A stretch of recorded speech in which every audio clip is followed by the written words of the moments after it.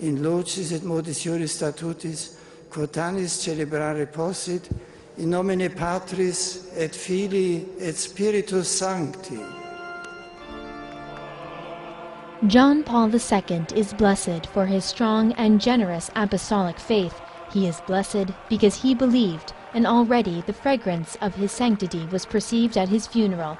Thus, Pope Benedict XVI introduced his homily at Mass for the beatification of John Paul II, before more than 1 million faithful gathered in St. Peter's Square and surrounding streets. Words spoken after the beatification formula and the unveiling of the tapestry depicting the new blessed, a photo dating to 1995, to rapturous applause.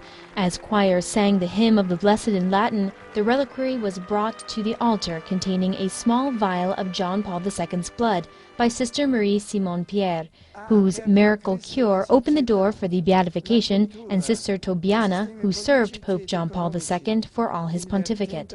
In his homily, Pope Benedict XVI recalled the memorable words of the first solemn Mass of his predecessor, "Do not be afraid, open wide the doors to Christ."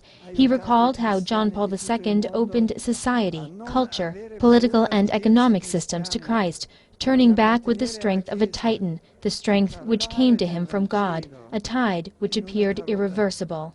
How he helped believers throughout the world not to be afraid to be called Christian, to belong to the Church, to speak of the gospel. In a word, he helped us not to fear the truth, because truth is the guarantee of liberty. Pope Benedict continued that John Paul II's message was, "Man is the way of the Church, and Christ is the way of man." He rightly reclaimed for Christianity that impulse of hope which had in some sense faltered before Marxism and the ideology of progress. He restored to Christianity its true face as a religion of hope. In conclusion, the Pope recalled the deep friendship that linked him to his blessed predecessor. "My service," he said, "has always been sustained by his spiritual depth, the example of his prayer, and his testimony in suffering. The Lord gradually stripped him of everything, but he always remained a rock, as Christ wanted."